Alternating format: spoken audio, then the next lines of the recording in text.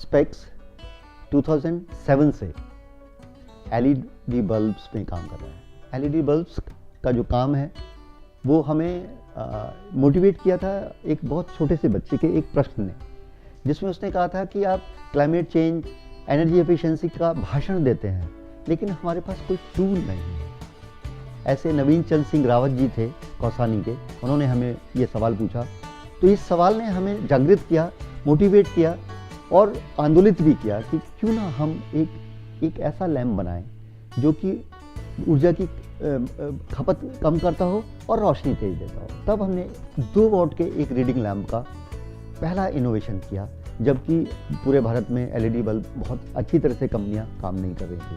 क्योंकि मेरा ये मानना है कि टूल अगर लोगों के हाथ में जाएगा तो उसका इस्तेमाल होगा। तो पहला बल्ब जब हमने बनाया 2 वॉट का, तो उसमें 210 लक्स की रोशनी थी, जबकि पढ़ने के लिए हमें सिर्फ जो है 50 लक्स ही काफ़ी होता है। बुजुर्ग आदमी को 70 लक्स तक काफ़ी होता है। इस तरह से हम आगे बढ़ते रहे और एनर्जी एफिशिएंसी के बहुत सारे टूल्स बनाते रहे। सोलर इन्वर्टर भी हम लोगों ने बनाया, सोलर इमरजेंसी लाइट भी बनाई, जिनको कि हमने 4 धाम जो रुद्रप्रयाग में जो डिजास्टर होता है उसमें भी यूज़ किया और जम्मू कश्मीर में जो डिजास्टर होता है उसमें भी इस्तेमाल किया। इसके तहत अभी उसके बाद क्या हुआ कि सरकार ने और बाकी लोगों ने एलईडी बल्ब्स को डोनेट करना शुरू किया, सब्सिडाइज करना शुरू किया।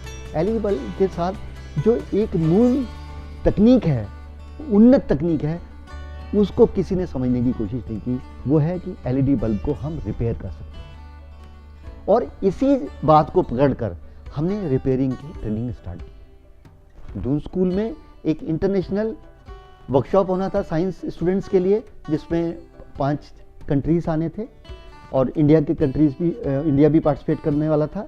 उसी में हमने एक प्रपोज किया कि एक सेशन हम LED bulb manufacturing and repairing का आपके बच्चों के साथ करते हैं। स्पेक्स का उद्देश्य है कि जैसे हमें ब्रश करना आता है, लिखना आता है, कपड़े पहनना आता है, खाना आता है, क्यों ना हम अपने बल्ब को ठीक करना भी सीख लें, जिससे कि जो ई वेस्ट है वो तो मिनिमाइज होगा ही होगा, हमारी इकोनॉमिक लॉस भी कम होगा और ऊर्जा की एनर्जी एफिशिएंसी के लिए जो हमारा जो योगदान है वो भी उसमें अमिट रहेगा।